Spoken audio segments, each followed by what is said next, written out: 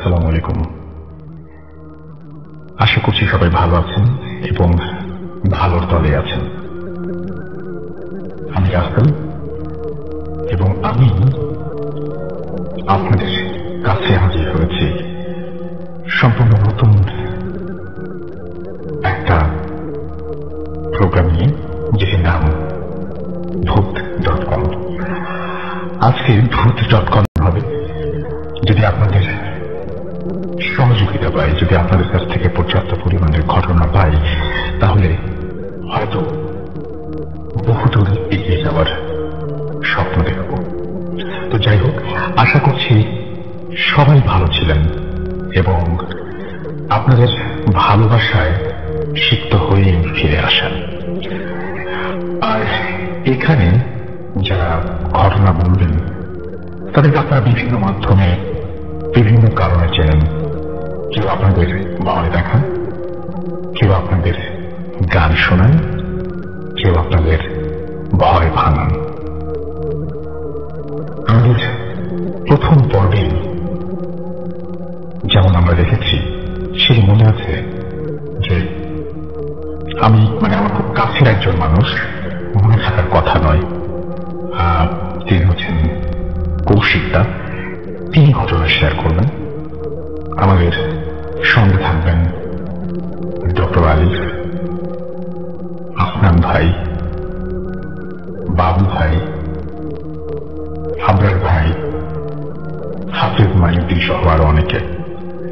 আশা করছি পুরো সময় খুব জমজমাট কাটবে আপনাদের।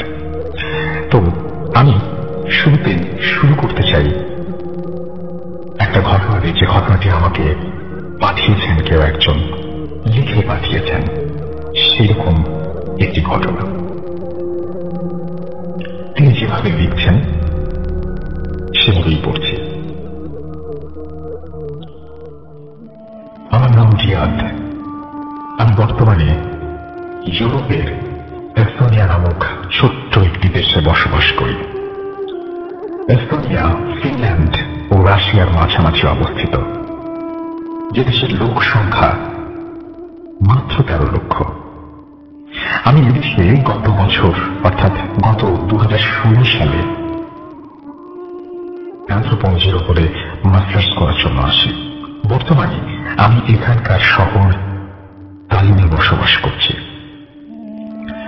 আমার পড়ালেখার বিষয়বস্তুর কারণে আমাকে প্রায় সময় বিভিন্ন প্রত্নতাত্ত্বিক বিষয় নিয়ে রিসার্চ করতে হয়।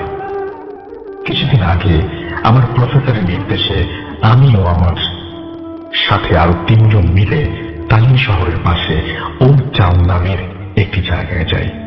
বলে রাখা ভালো যে এই ওল্ড টাউন জায়গাটি আমাদের পুরান ঢাকার মতো, তবে খুব কম মানুষ এখানে বসবাস করে। বেশিরভাগ বাড়িগুলোই ফাঁকা এবং দেখতে সবগুলো বাড়ি একই রকমের। বাড়িগুলোর পাশে রয়েছে বেশ কিছু পুরনো স্থাপনা। দিনের বেলা দর্শনার্থীরা ভিড় জমায় এই স্থাপনাগুলো দেখার জন্য। আর দ্বিতীয় বিশ্বযুদ্ধের সময়কালে অনেক জিনিসপত্র এখন এই শহরে পাওয়া যায়। সেদিন আমি ও আমার সাথে 3 জন মিলে আমরা একটি পুরনো স্থাপনার মাঝে প্রবেশ করি। যদিও এর আগে অনেকবার অন্য স্থাপনায় গিয়েছিলাম এবং কিছু গবেষণা করেছি, তবে এবার এটা ছিল সম্পূর্ণ ভিন্ন, এক অন্যরকম অভিজ্ঞতা। স্থাপনাটি ছিল 4 তলা বিশিষ্ট। স্থাপনার ভেতরে সূর্যের আলো প্রবেশের কোনো জায়গা নেই, নেই কোনো জানালা, একটি মাত্র সিঁড়ি। আবার এতটাই সরু যে একজন মানুষের উঠতে কষ্ট হবে। স্থাপনার আরেকটি চমক হল, সিঁড়িটি শুধু উপরের দিকে নয়, বরং মাটির গভীরেও চলে গেছে। মাটির নিচে রয়েছে আরো 2টি তলা। আমাদের প্রজেক্ট ছিল মাটির নিচের তলার জিনিসপত্র নিয়ে তথ্য নির্ণয় করা। আমরা 4 জন হাতে টর্চ নিয়ে কর্তৃপক্ষের অনুমতি সাপেক্ষে মাটির নিচতলায় সিঁড়ি বেয়ে চলে যাই। মাটির নিচের প্রথম তলায় কিছু পৌরাণিক জিনিসপত্র থাকলেও দ্বিতীয় তলায় ছিল কিছু চমকপ্রদ জিনিস। তার মধ্যে ছিল দ্বিতীয় বিশ্বযুদ্ধের সময়কার হামলা করা বোমার কিছু অংশ, মানুষের খুলি, কিছু ধাতব পাত্র ও ধাতবের তৈরি বিভিন্ন বড় কলসির মতো। আমরা আমাদের ডিভাইস দিয়ে জিনিসগুলো পরীক্ষা করতে হঠাৎ একটি জায়গায় আমাদের চোখ আটকে যায়। একটি মূর্ছে ধরা চারকোনা ধাতব কৌটা, যেটার গায়ে কিছু একটা লেখা, যে লেখাটা কোনোভাবেই ওই মুহূর্তে লাইটের আলোয় পড়তে পারছিলাম না। কিন্তু কেন জানি আমার খুব আগ্রহ জন্মে সেই ধাতব কৌটাটির ওপর। হয়তো সেই ধাতব কৌটাটি অন্যান্য জিনিসগুলো থেকে কিছুটা ব্যতিক্রম। আমি ওই ধাতব কৌটাটি কর্তৃপক্ষের অনুমতি সাপেক্ষে ল্যাব টেস্ট করার জন্য আমাদের সাথে নিয়ে যাই এবং ল্যাবে জমা দিয়ে আমি আবার বাসায় ফিরে আসি। সেদিন একটু রাত করে ঘুমাই এবং ঘুমের মাঝে আমি একটি অদ্ভুত রকমের স্বপ্ন দেখতে পাই। স্বপ্নে আমি নিজেকে একটি জঙ্গলের মাঝে একটি লেকের পাশে দেখতে পাই, যেখানে আমি একটি কবরের সামনে দাঁড়িয়ে আছি। সকালবেলা ঘুম ভাঙার পর আমি কোনোভাবেই বুঝতে পারছিলাম না যে এরকম স্বপ্ন কেন দেখলাম। পরদিন সকালে নাস্তা সেরে হাতে একটা কফি নিয়ে আমি ইউনিভার্সিটির দিকে যাই। ল্যাবে গিয়ে আমি কৌটাটি খোলার চেষ্টা করি এবং অনেক চেষ্টার পর ধাতব কৌটাটি অক্ষত অবস্থায় খুলতে সক্ষম হই। জং পড়ে থাকা সেই কৌটাটির ভেতর অনেক পুরনো একটি ছোট্ট কাগজ, যেটা দেখতে কিছুটা পুড়ে যাওয়া কাগজের মতো, অর্থাৎ হলুদ রঙের কাগজ। যদি অনেকদিন ভাঁজ করে রেখে দেওয়া হয় তাহলে যে লালচে ধূসর রং ধারণ করবে, সেই রকম। দেখে মনে হচ্ছে এটি দ্বিতীয় বিশ্বযুদ্ধ কিংবা তার আগেকার সময়ের। কাগজটি খোলার পর আমি একটি অদ্ভুত রকমের নকশা এবং কিছু লেখা দেখতে পাই। লেখাটি রাশিয়ান ভাষায় ছিল। আমি এই ভাষা জানি না বলে কাগজটি রাশিয়ান জানি এমন একজন রিসার্চারের কাছে পাঠিয়ে দিই। সে কাগজটি স্ক্যান করে পরীক্ষা করতে শুরু করে। পরদিন সে আমাকে জানায় যে কাগজে রাশিয়ান ভাষায় তাদের পৌরিকাকে দেবতার নাম এবং কিছু মন্ত্র আছে। সেই সাথে সাথে সেই নকশার কথা জিজ্ঞেস করলে জানা যায় যে এটি একটি জায়গার নকশা, যাকে না চিলা নামক একটি গ্রামের নির্দেশ করে। এটা জানার পর এই বিষয়টি নিয়ে আমাদের টিমের আগ্রহ বাড়তে থাকে। পরদিন সকালে আমরা কিলা গ্রামের উদ্দেশ্যে রওনা করি। নকশা থেকে পাওয়া ধারণা অনুযায়ী আমরা একটি গ্রামের ভেতর একটি জঙ্গল আছে, সেখানে যাই। আমরা জঙ্গলের ভেতর প্রায় 2-3 কিলোমিটার হাঁটতে থাকি, শুধুমাত্র সেই নকশা পরিশেষ দেখতে। বলে রাখা ভালো, ওই গ্রামের মানুষের কাছে শোনা যায় ওই জঙ্গলে নাকি দিনের বেলাতেও মানুষ যাতায়াত করে না। কি নাকি সমস্যা হয়। এই জঙ্গলটা গাছগাছালি এতটাই ঘন যে সূর্যের আলোটুকু ঠিকভাবে পৌঁছয় না। অবশেষে নকশা অনুযায়ী জঙ্গলের মাঝে একটি জায়গায় রাস্তা শেষ হয়ে যায় এবং অন্য একটি দিক থেকে রাস্তায় এসে ঠিক একই জায়গায় মেলে। বলা যায় আমরা একটি গোল চত্বরে পৌঁছে যাই। সেখানে আমরা ছোট্ট একটি লেক দেখতে পাই। কিন্তু লেকটা দেখার পরে আমার শরীরটা কেমন যেন হয়ে ওঠে, কারণ ঠিক এইরকম দেখতে একটা লেক আমি গতকাল রাতে স্বপ্নে দেখেছিলাম। লেকের পানি থেকে কেমন যেন তীব্র একটা দুর্গন্ধ বের হচ্ছিল। আমার লেকের প্রায় শুকিয়ে যাওয়া পানি ছিল কালো বর্ণের। আমার টিমের একজনের নাম ছিল অ্যান্ড্রু।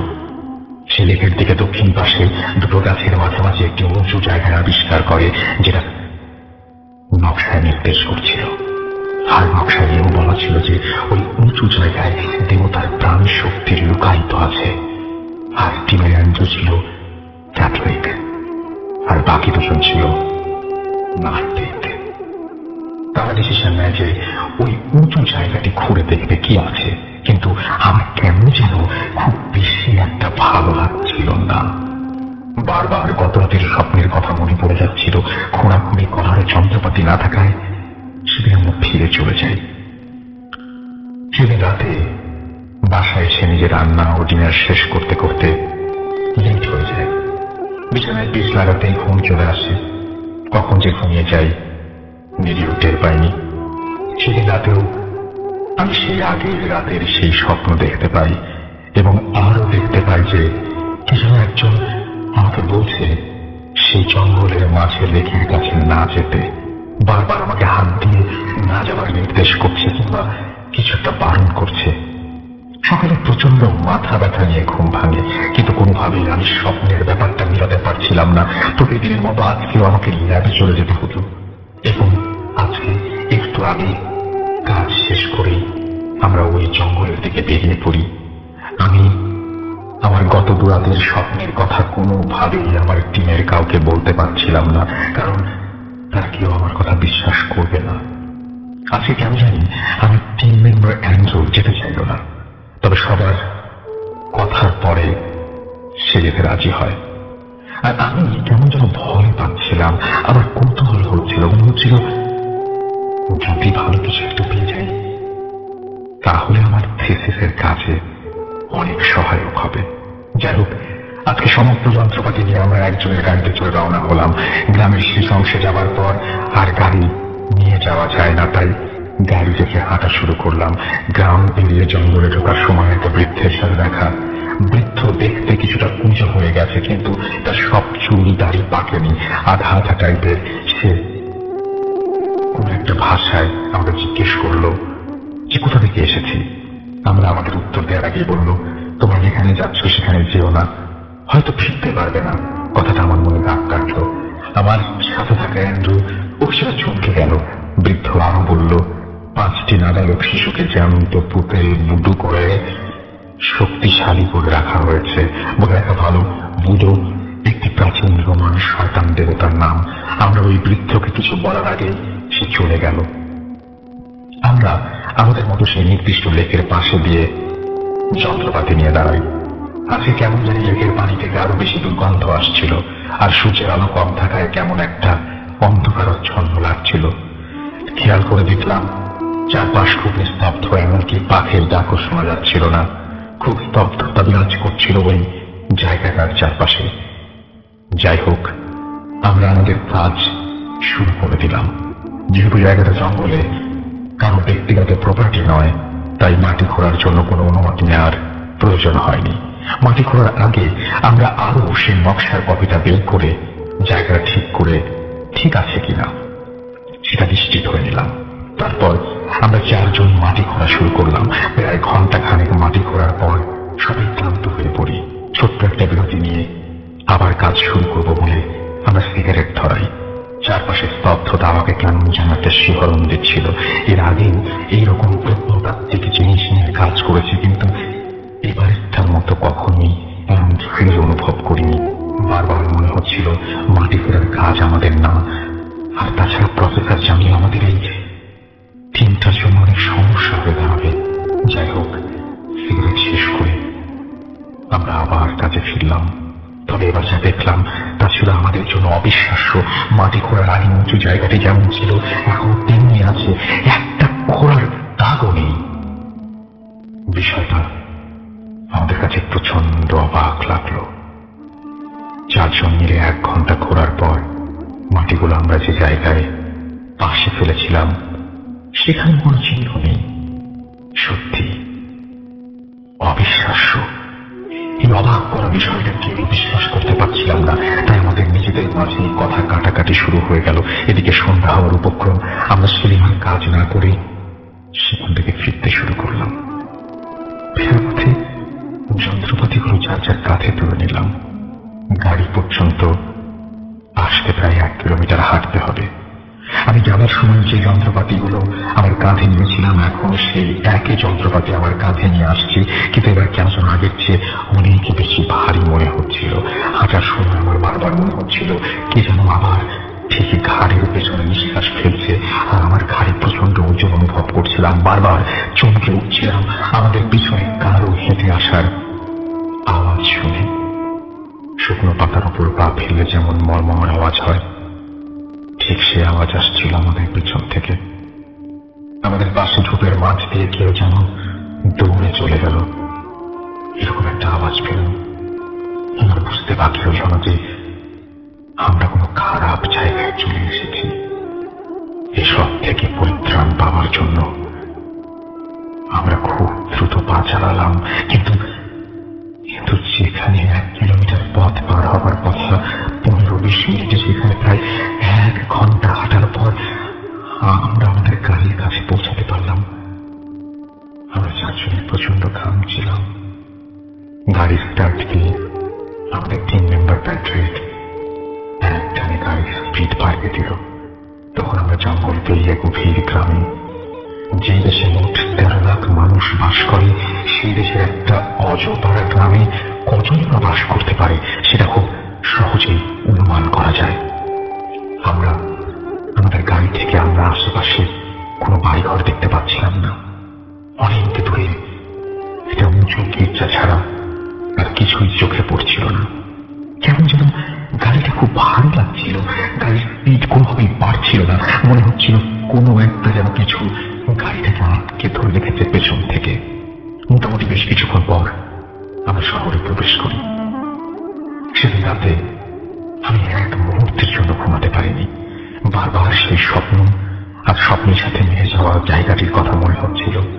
পরদিন সকালে জানতে পারি আমাদের সাথে থাকা আরেকটি টিম মেম্বার টেরেন্স গত রাতে সিঁড়ি থেকে পড়ে পা ভেঙেছে। অ্যান্ড্রু প্রচন্ড জ্বর। প্যাট্রিকের সাথে কথা বলার পর জানতে পারলাম প্যাট্রিক নাকি সেদিন জঙ্গল থেকে ফেরার পথে এক অদ্ভুত রকমের জিনিস দেখে, যেটা কিনা সারা গায়ে ছোপ ছোপ দাগ, মুখটা কিছুটা ঘোরার মতো, আর হামাগুড়ি দিয়ে সেই উঁচু জায়গাটা থেকে আমাদের পেছন পেছন আসছিল। অ্যান্ড্রু সুস্থ হবার পর ওর কাছ থেকে জানতে পারি আমি যেই স্বপ্ন দেখছিলাম ও নাকি সেই স্বপ্ন দেখেছে, কিন্তু লজ্জায় কাউকে বলতে পারিনি। তখন বুঝতে পারি কেন অ্যান্ড্রু চেয়েছিল জানে না, কিন্তু দুজন ঠিক একই রকম স্বপ্ন দেখার, বাস্তবে সেটার সাথে মিল পাওয়া, সবকিছু কি কাকতালীয়?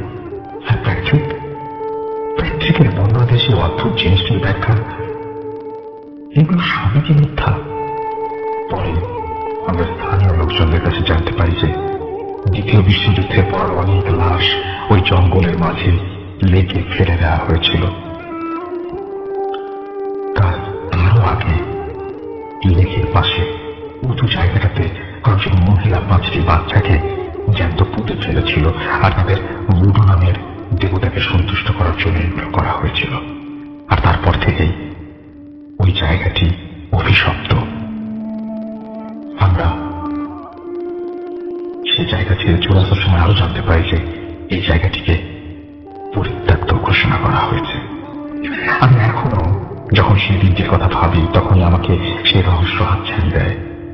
আমি এখনো আমার স্বপ্ন আর বাস্তবতার কোনো ব্যাখ্যা পাইনি কোনো সুরাহা। এই ছিল ঘটনা, চমৎকার একটি ঘটনা, এবং আশা করছি যে ঘটনাটি আপনাদের ভালো লেগেছে এবং আনন্দ দিতে পেরেছে। যদি আনন্দ দিতে পারে তাহলে আমরা খুশি হব, এবং আমরা খুব দ্রুত আমাদের ইমেল অ্যাড্রেস সবকিছু আপনাদের জানিয়ে দেবো, যেখানে আপনারা ঘটনা পাঠাতে পারবেন। আপনারা ঘটনা জমিয়ে রাখুন, কিছুদিনের মধ্যে আমরা আপনাদের জানিয়ে দেবো যে কিভাবে আমাদের সাথে সেই ঘটনাগুলো শেয়ার করবেন। আপনারা কোনো ঘটনা পেলে সেই অডিও ক্লিপগুলো আপনারা রেকর্ড করে রাখুন, এবং আমরা বলা মাত্র আপনারা যেন সেখানে পাঠিয়ে দিতে পারেন। তো যাই হোক, আমাদের সঙ্গে এই মুহূর্তে স্টুডিওতে নেই, কিন্তু আমি গিয়ে ঘটনা শেয়ার করে ঘটনা নিয়ে এসেছিলাম আমাদের কৌশিকদার কাছে, এবং সেই ঘটনাটি আমি এখন আপনাদের জন্য প্লে করব। আশা করছি এই ঘটনাটিও আপনাদের ভালো লাগবে। এই ঘটনাটা আমার ঘটা যাচ্ছে বিক্রমপুরের ঘটনা। এটা এমন মানিকগঞ্জ হয়ে গেছে নাকি মুন্সিগঞ্জ হয়ে গেছে এরই ঘটনা। হ্যাঁ, জায়গাটা কোথায়? বাট ইনি হচ্ছেন যে আমার নানা একজন আর্মি। উনি স্কুল টিচার ছিলেন, সেন্ট গ্রেগরিয়ান স্কুলে উনি পড়াতেন, এবং উনি ঢাকাতেই থাকতেন। কিন্তু এই কেন্দ্র বৃহস্পতিবার দিন বেসিক্যালি উনি এই বিক্রমপুরে গ্রামে চলে যেতেন আর কি। এখন এই মাথায় বলি ব্যাপারটা হচ্ছে যে বিশাল বড় ভাষা। উনি হচ্ছেন যে একমাত্র মানুষ যিনি পশ্চিমবঙ্গে যান নাই। উনি হচ্ছেন এখানে থেকে গেছেন, হ্যাঁ উনি এখানে থেকে গেছেন এবং উনি এই রুটিনটাই ফলো করেন। তো এখন এনার যে মানে পুত্র সন্তান, আমার মা মামি এখনো জীবিত আছেন, বেড়ে মারছিল, হ্যাঁ কিন্তু আমার মায়ের থেকে বয়সে ছোট উনি। তো আমার মামা উনি রোগ মানুষ, এখনো বিশাল রোগ মানুষ, হ্যাঁ উনি খুব একদম চিকন ফসা ছোটখাটো একটা চেহারা। ওনার ছোটবেলায় রিকেট হয়,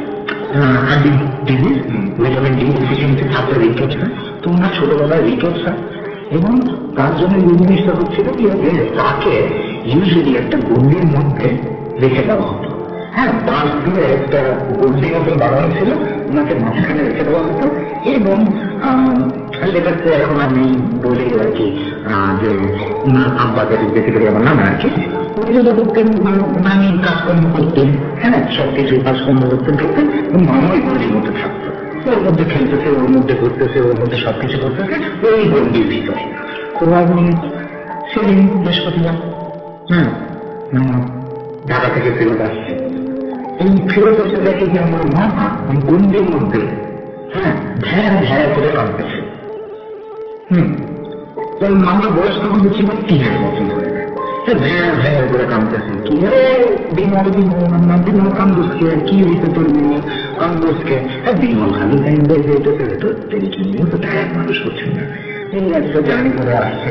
মানে অ্যাকচুয়ালি দেখলে জার্নিটা কিছুই না, ঢাকা টু বিকল্পুর নামতেই তখনকার দিনে গেছে জার্নিটা একটা বিশাল বড় জার্নি ছিল। জার্নি করে আসছে তুমি এটার সাথে তুমি কথা বলবো যে ভিতরে যাই। এবং ওনাদের বাড়িটা হচ্ছে যদি আমার একটা জয়েন্ট ফ্যামিলি বাড়ি ছিল, তার মধ্যে এখন শুধু মাত্র উনি আসেন। তো বিশাল বড় ফাঁকা বাড়ি, থাকেন অ্যাকচুয়ালি 2 জন, মানে এই আর কি মানে আমার নানি, হ্যাঁ এছাড়া আর কেউ নেই এই বাসা। তো সেও ভেতরে ঢুকে যায়, ভেতরে ঢুকে গিয়ে তখনকার ভেবে এত রাইট হয়তো নেই বুঝছে না, ভাঙারি ব্যাপার। তো সে ঢুকে গিয়ে এখানে তুমি চিৎকার করে রাখছো না নিজেরা, এই তুমি পরিবেশ তুমি হ্যাঁ বিমল কাম করে তুমি দেখো না কিছু। তো রান্নাঘরে ওখান থেকে নানি আমার পাওয়া যায়, হ্যাঁ এবং একটা খুব অদ্ভুত বলায় নানি বলবো সারা দেখেছে বেশ অদ্ভুত একটা বলা। তো সে বলে যে এই তোমার কি হয়েছে বাবা? হ্যাঁ কি হয়েছে? হ্যাঁ আমি ভেতরে আসি দেখি আমি আসতেছি, হ্যাঁ চা খাবেন নাকি, এই করবেন নাকি, সেই করবেন নাকি, জামা কাপড় ছাড়েন, হাত পা ধুন, হ্যাঁ রেস্ট নেন একটু। তো মামা কিন্তু তাই করছেন, উনি কিন্তু একটু জামা কাপড় ছেড়েছেন, হাত মুখ ধুয়েছেন, উনি কথা বলে যাচ্ছেন নানির সাথে। নানিও খুব অদ্ভুত অদ্ভুত রিপ্লাই দিতেছে, খুব অদ্ভুত অদ্ভুত কথাবার্তা বলতেছে। তারপরে সব কিছু চেঞ্জ করার পরে উনি এসে বৈঠকখানার ওই জায়গাটাতে বসে বলে করবো চাকরি হলো, চাটা খাও, তারপরে সবকিছু দেখবো কি হলো কি। এবার নানি বেরোলে যান, হাতে কোনো চায়ের কাপ চাপ কিচ্ছু নেই, তুমি বেরোয় যায়। এবং বেরোনোর সময় নানা কিছু একটা অদ্ভুত জিনিসপত্র নোটিস করে। মানে কথা কথা বলি আর কি, নানি বিশাল লম্বা চড়া মেরেছিলেন তখনকার দিনে, লেট 5'8", হ্যাঁ হ্যাঁ এবং যথেষ্ট বিশাল চড়া। এবং নানা প্রথমেই দেখে একটা জিনিস একটু জিনিসের সন্দেহ হয়, হ্যাঁ যে ব্যাপারটা কি মনের থেকে একটা প্রবলেম আছে কিছু একটা। সে না খুব তাড়াতাড়ি করে ধরে হাতটা খায়, এই কি হয়েছে তোমার? তখন থেকে তোমার গলায় কি হয়েছে, তো কি হয়েছে তোমার? মানে প্রচন্ড গায়ের জোর। মানে আমার নানার একটা 6 ফুট প্লাস ম্যান কিন্তু, হ্যাঁ তখনকার দিনে টিচার থাকতো না, বিশাল বড় সাইজের ফুটবল খেলে, অঙ্ক পড়ান উনি, মানে রেগুলার স্কুলে অঙ্ক পড়াতেন ওনাকে একটা ধাক্কা দিয়ে। এবং তারপর মা যেভাবে বলে আমি সেই কথা বলছি যে ওনাকে একটা ধাক্কা দিয়ে নানি বের হয়েছে। সিনটা একটু ইমাজিন করার চেষ্টা করেন, অন্ধকারের একটু ডার্ক ইস্যু, কিন্তু আলোটা কিন্তু বাইরে আছে, তো বাইরের জিনিস কিন্তু স্পষ্ট সব দেখা যাচ্ছে। এবং নানা ওরা জিনিসটা দেখে যে উনি এই ধাক্কা দিয়ে ফেলে যে বাইরে বেরোয় যাচ্ছে, বেরোয় মানে এমন ভাবে স্টেজ ফেলছে একটা, এক স্টেজে মনে হচ্ছে 20 ফুট 30 ফুট কভার করে ফেলছে। তারপর বেসিক্যালি আপনি যে জিনিসটা করেন সেটা হচ্ছে গিয়ে যে এক লাভ দিয়ে পুকুরটা পার হয়েছে। না না, কিন্তু অজ্ঞান হন নাই, উনি সেন্সলেস হন নাই, উনি দেখে পুরা টাচ কি খায় যেই টাচটা করে সোজা রান্নাঘরে যায়। রান্নাঘরে গিয়ে দেখে নানির ঠিক বডিটা ওখানে পড়ে আছে, কাঁচ পেটে ঢুকে গেছে। আসল ঘটনাটা যেটা ঘটেছিল আর কি, যে উনি ওই যে তাকের ওপর থেকে কিছু একটা পারতে গেছিলেন এবং পারতে যাওয়ার সময় উনি ফুটিং হারায় পড়ে যান। কাঁচের কোনো একটা বইয়ের সাথে ভাঙিয়ে গোটা পেটে ঢুকে যায়। বাসায় আর কেউ ছিল না, সে বেসিক্যালি ব্লেড টু ডেথ। এখন ওটা কি ছিল আমি বেঁচে জানি না। আত্মা, দুষ্টু জীব, বাট এই মানে ঘটনাটা আমি একটু মামাটা এখন উনি জীবিত আছে, মামা বলে এইভাবে বলে, মানে মামা যেটা বলে, মামা অলমোস্ট ইঞ্জিনিয়ার বলে, মামা ছোট ছিল 2 বছর বয়স, তার কিছু মনে করার কথা নেই। আমি প্রচুরবার জিজ্ঞেস করেছি তাকে, তুমি কি দেখেছো আর দিয়ে যে পুকুরটা পার করলো কিভাবে, মানে কাহিনী পুকুর তারপরে বড়, তারপরে নেক্সট মানুষের জন্য উনি একটা লাভ দিয়ে পুরা পুকুরটাকে যারা বলে কি ঠান্ডায় অন্যদের ছবিকে নিজের জিজ্ঞেস করতে যেটাই করে সাউন্ড। এই আর কি হচ্ছে যে ঘটনা।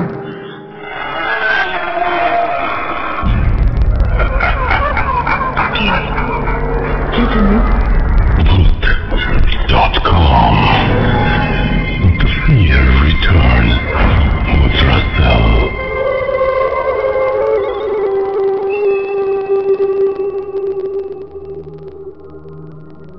আপনাদের সবাইকে স্বাগত জানাচ্ছি রাসেল, এবং আমি একদম নতুন ভাবেই বলছিলাম যে একটা কিছু শুরু করতে চাই একেবারে নতুন ভাবে, এবং সেই নতুন ভাবে শুরু করতে চাইলেও আমার সঙ্গে যিনি আছেন তিনি আমার খুবই কাছের একজন মানুষ এবং আপনাদের কাছের মানুষ।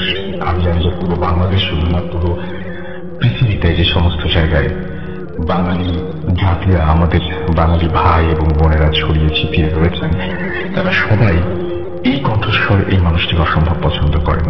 এবং তিনি নিজেও আপনাদের, যখন আমি অফ হয়ে গিয়েছি তখন তিনি আপনাদের সাথে কিন্তু যোগাযোগ রেখেছেন এবং তিনি আপনাদের ঘটনা শুনিয়ে গেছেন কিন্তু নিজের দায়বদ্ধতা থেকেই, এবং সেই জন্য আপনাকে সেলুট করি। আমি এটাকে অনেক, মানে আপনারা জানেন যে কতটা পছন্দ করি, তো আমি হয়তো অনেকে বুঝে ফেলেছেন। তো আমাদের সঙ্গে আছেন ডক্টর আলিফ, এবং ডক্টর আলিফ আপনাদের সবসময় আমার মনে হয় যে আমার মানে যত ঘটনা শুনেছি তার মধ্যে যদি কতগুলো ঘটনা আমাকে বলতে মনে হয়, তার মধ্যে বেশিরভাগই মনে হয় ডক্টর আলিফের ঘটনা হবে। তো ডক্টর আলিফ সেই একজন মানুষ যিনি সবসময় আমার পাশে থেকেছেন এবং ইন ফিউচার আমার পাশে থাকবেন, এই বিশ্বাস আমি সবসময় করি। তো ডক্টর আলিফের সাথে আজকে আমরা ঘটনা শুনবো। আলিফ, কয়টা ঘটনা শুনবো আপনার কাছ থেকে আজকে? আসলে আমি তো মানে যেভাবে প্ল্যান করেছিলাম, আমি 2টা ঘটনা তো অলরেডি নিয়ে আসি, সবসময় যেভাবে নিয়ে আসি আর কি। আর মোস্ট ইম্পর্টেন্ট কথা হচ্ছে এর মাঝে প্রায় 2200 ঘটনা এসছে আমার কাছে। ও মাই গড! 2200 ঘটনা, মানে অলমোস্ট 2200, যেটা থেকে অলমোস্ট 396 অ্যাবনর্মাল ঘটনা আছে। কিন্তু সব তো পড়ে ফেলা সম্ভব না, মনে করেন আমি একদিন করে পড়ে গেছি, যেটা ভালো লাগে না সেটা শুনে এসেছি, আর যেটা ভালো লাগছে সেটা নিজে রেখে দিচ্ছি। এরকমের মধ্যে 2টা ঘটনা খুব ভালো লাগে, 2টা ঘটনা আমি আজকে নিয়ে আসছি আপনার জন্য। আর আমি যদি জানতাম আরো ঘটনা নিয়ে আসা দরকার ছিল, তাহলে মনে করেন এক পুরো ব্যাগ ভর্তি ঘটনা নিয়ে আসতাম। বলো। হ্যাঁ, যেটা হচ্ছে যে আমার যে পেজটা আছে, আমি লাস্ট ডিসেম্বরের 13 পর থেকে যেটা আমি কন্টিনিউ করেছি সেটা হচ্ছে ডক্টর আলিফ আহমেদ স্টোরি টেলার। এই পেজটাতে আমি আমার মোস্ট অফ দ্য স্টোরিজ চেষ্টা করেছি শেয়ার করবার জন্য। আর আমি যেহেতু একটু ব্যস্ত থাকি, দেখা যায় কোনো সময় উঠি থাকে, কোনো সময় আমি সবার সামনে আসতে পারি, এবং আমি মনে করেন শুক্রবার দিনটাই যদি সিলেক্ট করে রাখতাম তাহলে হয়তো আমার সময় হতো না। ওই দিন আমার দেখা যেত ফ্যামিলি টাইমটাই দিতে হচ্ছে সারাদিন। তো দেখা যেত যে আমি যখন আগে ঘটনাগুলো কালেক্ট করতাম, তো আমি বলছি যে আমি কালকে আসবো, হঠাৎ করে মেসেজ পাঠাইছিলাম, হঠাৎ করে মেসেজ দিচ্ছি কালকে আসবো। সবারই একটাই কোয়েশ্চেন, আপনি কোথায়? আপনি ছাড়া আমি কিছু ঘটনা বলে সবার সাথে ফিকে হয়ে যাবো, বলে যে ফিকে হয়ে যাবেন আপনি। তারপরেও চেষ্টা করে গেছি, তারপরেও আপনারা ঘটনা এবং এখন স্টিল আসলে আমাকে মেসেজ পাঠাচ্ছে যে আমি আপনাদের সাথে আছি, আপনি যেভাবেই আসেন না কেন আমি আপনার সাথে থাকবো। এটা বলা উচিত যে আমরা ভাই ভাই এবং আমরা সবসময় একসঙ্গে আছি, এটাই। তো আজকের যে ঘটনাটা শুরু করবো আমরা, এই ঘটনাটা কোথাকার? রাস্তা থেকে শুরু করে রাস্তা দেড়টা অব্দি জিনকে বোতল বন্দি করার ট্রাই করে, কিন্তু কোনোভাবেই যে জিনটা মেয়েটার ভেতরে ঢুকে কোনোভাবেই তারা বোতল বন্দি করতে পারছিল না, ডিউ টু দিস পাওয়ার। আর পাওয়ারটা এতটাই মানে জেগে বসেছিল জিনটার উপরে, তারা কোনোভাবে মেয়েটাকে, সেই লোকটা মানে সেই জিনটা মেয়েটাকে ছেড়ে যাবে না বলছে। আর ইঙ্গিতটা এরকম ভাবে দিচ্ছে যে আমি এই মেয়েটাকে ছেড়ে যাব না, আমি যদি মেয়েটাকে ছেড়ে যাই তাহলে মেয়েটা কোনোভাবেই মারা যেতে পারে। কেন মারা যেতে পারে, কি কারণে মারা যেতে পারে, এই জিনিসগুলো বলতে বলতে পারে আমি সবকিছুই বলবো, কিন্তু আপনারা পাশেই যে একটা ছেলে আছে, মানে যার কথা আমি বলছি, যার ঘটনা বলছি, তাকে আপনারা একটু যোগাযোগ করুন। তো ওই বাসায় পরিচিত একটা লোক ছিল, এই যে যার ঘটনা নাসির সাহেবের পরিচিত একজন লোক ছিল। কি বলে ওকে আমি চিনি, বলে হ্যাঁ আপনারা চিনবেন ওকে, আপনারা ওকে ডাকেন, যদি একান্তই আমাকে এই মেয়ের বাড়ির থেকে আপনারা সরাতে চান, ওকে নিয়ে আসলে হয়তো আপনারা একটা চান্স পাবেন। তো পরে উনি বললো যে এত রাতের বেলা, বলে হ্যাঁ এখন ওনাকে তো আপনি পাবেন না ফোন দিয়ে, আপনি এটা 2013 সালের ঘটনা, আপনি তো এখন ওনাকে ফোন দিয়ে পাবেন না, উনি এখন ইবাদতে ব্যস্ত, যে মেয়েদের উপর ভর করেছে মেয়েটা নিজে বলছে, উনি এখন ইবাদতে ব্যস্ত, উনি কোনোভাবেই আপনার কথায় সাই দেবে না। ঠিক টাইম ফোন দিচ্ছে, ফোন হচ্ছে না। উনি বললো যে ওনাদেরকে এই কথাটা বলে, কখন বলে এটা জানে হচ্ছে উনি পরের দিন দুপুরবেলা যখন তিনি বাসার ভেতর ঢোকার ট্রাই করে, যখন ওনাকে বলে যে আপনি আমাদের বাসায় আসেন, তো তিনি দুপুরবেলা সকালবেলা 11টা পর্যন্ত ঘুম থেকে উঠার পরে তিনি বাসায় যখন জোহরের নামাজ ওয়াক্ত পরে যান, উনি বলে যে বাসাটায় ঢোকার সময় আমার কাছে মনে হচ্ছে গম গম শব্দ, চারিপাশের গম গম শব্দ, আমার পাশ দিয়ে ডানে বায়ে খালি লোকজন দাঁড়ানো, কিন্তু আমি কাউকে দেখছি না, মনে হচ্ছে গম গম গম গম শব্দ, কেউ রাগে গিরমিট করছে, হঠাৎ করে আমার উপরে অ্যাটাক করবে, এরকম একটা ফিল করছি আমি। আমি যখন দুপুরবেলা মেয়েটাকে দেখলাম, মেয়েটার চেহারা সুরতের যে অবস্থা, মেয়েটা 3 দিন ধরে কিছু খাচ্ছে না, এবং মেয়েটার ভেতরে যে জিনটা বসে আছে সেই জিনকে আমি ডাকলাম। আচ্ছা, ডাকার পরে আমি যখন জিজ্ঞেস করলাম হোয়াট ইজ দ্য প্রবলেম, তুমি কি সমস্যা নিয়ে এই মেয়েটার উপরে পর করে আছো, তো যে ডিটেলসটা আমি ভাবলাম মানে শুনলাম যে ওই বাড়ির মালিকের মেয়ে হচ্ছে সেই মেয়েটা, এবং ওই বাড়িটা সম্পূর্ণভাবে দখল করবার জন্য কোন এক আত্মীয় একটা পূর্ণিমা রাতে 100টা জিনের বাসায় পাঠায় দিয়ে পুরো বাড়িটা উনি নিজেই বন্ধ করে দেয়। ও আচ্ছা আচ্ছা। এখন ওই জিনগুলা এই মেয়েদেরকে ক্ষতি করতে চাচ্ছে না, ওই জিনগুলো পড়ে গেছে আটকা, এবং ক্ষতি করতে না পারার কারণে ওই জিনগুলাকে মানে ফোর্সফুলি ক্ষতি করানোর জন্য ওই জায়গায় আটকে ফেলে, যেটা তোমাদেরকে ক্ষতি করেই বেড়ে ফেলে, যদি এরকম সম্ভব হয় কাউকে মেরে ফেলো। আচ্ছা, তো এই 100 দিন কোনোভাবেই চাচ্ছিল না, এমন না যে দিনগুলো খারাপ বা কাউকে ডিস্টার্ব করতে যাচ্ছে। আর বাই দিস টাইম যখন এই লোক মানে যে নাসির সাহেব ওই বাসায় ঢোকে, বাই দিস টাইম উনি বলছে যে ওনাদের বাসার লোকজনরা বলতে থাকলো যে আমরা যে কোনো মুহূর্তেই হাঁটতে হাঁটা চলাফেরা করতে গেলে মনে হয় যে একটা গরম ভাতের ভিতরে ঢুকে যাচ্ছি, অথবা কোনো একটা কোল্ড স্পঞ্জের মধ্যে ঢুকে যাচ্ছি, কোনোভাবেই আমরা এটা থেকে সরতে পারছিলাম না। হঠাৎ করে দেখি থালা বসন করে যাচ্ছে, হঠাৎ করে দেখে আমার বাসার বিড়াল মরে যাচ্ছে, বাসার সামনের জন্য পাখি উড়ে যেত, সেটা করে দিচ্ছে হঠাৎ করে। আচ্ছা, তো ওই বাসার ভিতরে তখন এই লোক বলবে, নাসির সাহেব বললো যে আপনাদের বাসায় আসলে প্রায় 100টা জিন ঢুকেছে, এবং যে মেয়েটাকে এই মেয়েটাকে যে প্রজেক্ট করেছে সেই জিনটাই পাশ দিয়ে যাচ্ছিল, হঠাৎ করে বিপদ দেখে সে কি করে ওই মেয়েটার ভেতরে ঢুকে যায়। ঢুকে যাওয়ার পর তিনিও আটকা পড়ে যায়, তিনি জানতো না যে বাড়িটা তার মুখে বন্ধ, উনিও আটকে যায় এবং এই মেয়েটাকে ছাড়তে পারছে না। এবং ওইটাও চিন্তা করছে, এই জিনটা যে জিনটা ভর করেছিল সে বলছে যে আমি এটাও চিন্তা করছি আমি ছেড়ে যে মেয়েটা একটা ক্ষতি হয়ে যেতে পারে, আমি ছাড়তে পারছি না। আর এই জিনটা কোনোভাবেই খারাপ ক্ষতি করার মধ্যে মানে ইন্টেনশন নিয়ে সে মেয়েটার ভেতরে ঢুকে নেয়।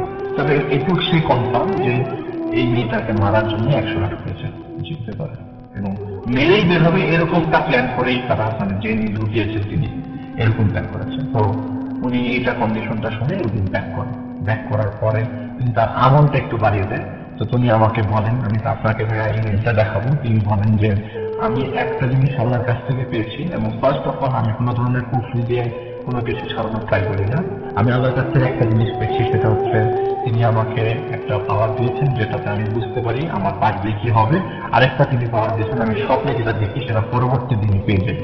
আল্লাহ বলো কি, তো এটা বিরাট পাওয়ার। উনি বলে যে এইটা আমি একদিনে পাইনি, অনেকদিন যাবত ট্রাই করার পরে পেয়েছি। তো আমি কি করলাম, বাসা থেকে বের হওয়ার সময় তিনি বলছেন যে আমি মেয়েটাকে বললাম আমি কোনো তাবিজে বিশ্বাস করি না, তো I am not giving any sort of তাবিজ। আমি এই ঝাড়ুর ছুরিটা দিলাম, এই ছুরিটা হাতে রাখবে সবসময়, প্লিজ ডোন্ট হার্ট ইট। তুমি এটা কাউকে হার্ট করো না, নিজেকে হার্ট করো না। তুমি যদি কোনো কাউকে দেখো তাহলে এটা ওর দিকে তাক করবে, ওর দিকে চলে যাবে। মানে সেটাই আমি বুঝতে পেরেছি, ওটা ওই কাউকে আঘাত করার জন্য না, জাস্ট ওইটা দেখালেই যে আপনার সামনে যারা অ্যাটেম্পটা নিলেই তিনি চলে যাবেন, যে ওকে ক্ষতি করতে চাবে সে আর ভয় আসবে না। তো পরবর্তী দিন তিনি কি করলেন, আজকের বক্তার পরে ওই বাসায় গেলেন, যাওয়ার পরে ওই মেয়ের সাথে কথা বললেন, কি ব্যাপার, কি অবস্থা? মানে আমি আলহামদুলিল্লাহ অন্য কিছু খাইনি, আপেল খেয়েছি। আর কি বলে যে আমার সামনে এক এক সময় এক এক ধরনের এক একটা মানুষ আসে, আমি যখনই শরীরটা কাজ করি তিনি আমাকে গালি দিয়ে চলে যায়, আমাকে ক্ষতি করতে আসছে, আমাকে হুমকি দিচ্ছে, হুমকিতে চলে যাচ্ছে। এবং আমি এক একটা ফেস এক এক রকম দেখি, কখনো দিকে নীল, কখনো লাল, কখনো নীল, এবং ফেস গুলা খুব বড়, খুব বিস্কুটটা খেলি, একটা ফেস দিয়ে আরেকটা ফেস একই রকম ফেস আর আসে না। আমি জিনিসটা ফেস করছি, তবে ছুরিটা কাজ করছে। ছুরিটা আমি যখনই দেখাই তখন আমাকে গালি দেয়, এবং খুব ফানি লাগছে যে মানে খুব বাজে বাজে হিংসি কাটছে, সেটাই চলে যাচ্ছে। এবং এমন ভাবে চলে যাচ্ছে যে এই বাড়ি ছেড়ে চলে যাচ্ছে না, এই বাড়ি ছেড়ে থাকছে কিন্তু সামনে আসছে না। তো আর যেই জিনটা ওনার ওই মেয়েটার ভেতরে ছিল ওই জিনটাকে শেষ করা যায়। ওকে, তো যেহেতু জিনটা চলে গেছে, বাড়ির বাসার তো সবার এখন টেনশন, বাসার ভিতরে যে 100টা আছে সেইটার থেকে কিভাবে উত্তরণ পাওয়া যায়। তিনি বলেন সবই সম্ভব, কিন্তু আমাকে কিছুদিন সময় দিতে হবে।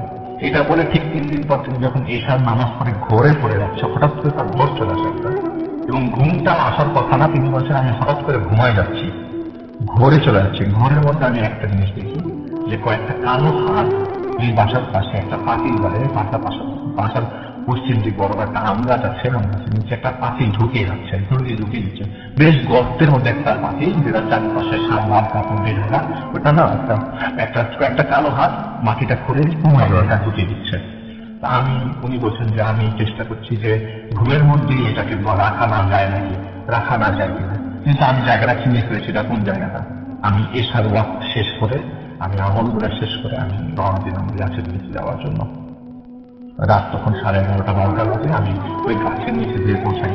গাছের নিচে যাওয়ার পরে হঠাৎ করে একটা শব্দ আমার পিছন থেকে আসতে থাকে, বলে যে ওস্তাদ যে কাজে আসছে সেটা সাঁতার তাড়াতাড়ি শেষ করো। উনি বলছে যে আমি ওস্তাদ না, সরি মাস্টার, আপনি যে কাজে আসছেন সেটা তাড়াতাড়ি শেষ করেন। তিনি দেখলো যে ওই বাসা এত গরম, এত ব্যবসা গরম, কিন্তু ওই গাছের নিচে দাঁড়ানো অবস্থায় কথা মনে হচ্ছিল যে তিনি বাংলাদেশের মধ্যে কোথাও আসছেন। এত পাহাড়ের মুখে দাঁড়িয়ে আছেন এবং চারিপাশে এনজয় করছেন। বলে যে এইগুলি সময় মাইন্ড ডাইভার্ট করার জন্য ট্রাই করছিল, কিন্তু হঠাৎ আমি তখন চিন্তা করি না আমাকে মাটিটা করে ফেলতে হবে। উনি কি করলো, মাটিটা করে ফেললো, অবশ্যই সাথে সাথে একটা পাতিল পেল, পাতিলের মধ্যে চারিপাশে লাল কাপড় দিয়ে ঢাকা। উনি কি করলেন, মানে যে লাল কাপড়টা সরাতে আমি একটা ইলেকট্রিক শক খেলাম, ব্যাটারি ব্যবহার 220 ভোল্ট হতে পারে, আমার মরে যাওয়ার কথা। আমি শকটা খাওয়ার পরে যখন আমি অজ্ঞান হবো, আমি যখন সেন্সলেস হবো, এর আগে আমি জিনিসগুলো দেখতে পাচ্ছি ওই বাড়িতে অনেক কান্নাকাটি চলছে, অনেক চিৎকার চলছে, বাঁচাও বাঁচাও চিৎকার চলছে, আমাদেরকে বাঁচাও আমরা গেলাম, এরকম চিৎকার চলছে। দুনিয়া ভেঙে যাচ্ছে, বাড়ি ভেঙে যাচ্ছে, জানালার গ্লাস ভেঙে যাচ্ছে। এরপরে আমার কিছু মনে নেই। এরপরে আমার যখন ঘুম আমি আম গাছের নিচেই ঘুম ভাঙলাম। ঘুম ভাঙার পর দেখি যে অলমোস্ট ফজরের মধ্যে কাছাকাছি চলে এসছে, এবং আমার পাতিল থেকে নীল লাল করে বহুগুলো ধোঁয়া বেঁধে গেল। ধোঁয়া বেঁধে গেল, ধোঁয়া বের হচ্ছে, এবং ধোঁয়াটা একদম নন স্টপ বের হচ্ছে, অনেকগুলো ধোঁয়া একটা সময় বের হচ্ছে, ধোঁয়া বের হওয়া শেষ হয়ে গেল। আমি তখন বাসাটার দিকে তাকালাম, আমি বলছি যে বাসাটা থেকে দেখে মনে হচ্ছে বাসাটা ভালো আছে, বাসাতে মনে হয় না কোনো প্রবলেম আছে। তিনি বাসার থেকে উনি পরবর্তী সময় বাসায় ভিজিট করে যে নয় বাসার লোকজনদেরকে কমপ্লেন দিয়েছিল যে বাসায় পাখির পড়ার শব্দ, ওনাদের বাসায় একটা পাখি পালতো, সেই পাখিটা মারা গিয়েছিল, বিড়াল পালতো, বিড়ালটা মারা গিয়েছিল, বাসার পাখির জন্য কা করে এটা আমার সব আজব লেগেছে যে কোনো পাখি যদি বাসার সামনে দিয়ে উড়ে যায় এটা কেউ এটা খুব ভয়ঙ্কর। কিন্তু তো পরবর্তী সে বলছেন এখন আর কোনো প্রবলেম নেই, উনি যে মেয়েটার সাথে কথা বললেন মেয়েটাও দেখি সুস্থ আছে, খাওয়া দাওয়া করছে, একটু ক্যাকেটে একটু রোগা লেগে তখন রোগা লেগেছিল কিন্তু পরবর্তী সময় এটা ঠিক হয়ে যায়। মেয়েটার পরবর্তী সময় একটা প্রবলেমে পড়েছিল কিন্তু সেটাও তিনি একটা তদবির দিয়ে ঠিক করে ফেলেন। এটা ছিল আসলে প্রথম ঘটনা। Thank you so much, thank you. আমরা পরের ঘটনায় যাবো কিছুক্ষণ পর।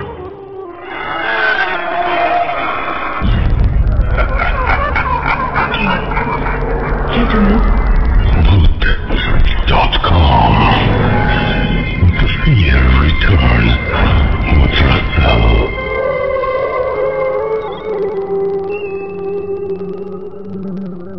আপনাদের সবাইকে স্বাগত জানাচ্ছি আমি রাসেল, এবং আশা করছি যে আপনারা যারা শুনছেন আমাদেরকে এনজয় করছেন প্রতিটা মুহূর্ত, এবং আমি চাই যে প্রতিটা মুহূর্ত আপনারা এরকম ভয়ঙ্কর ভালো থাকুন এবং সবসময় ভালোর দলে থাকুন।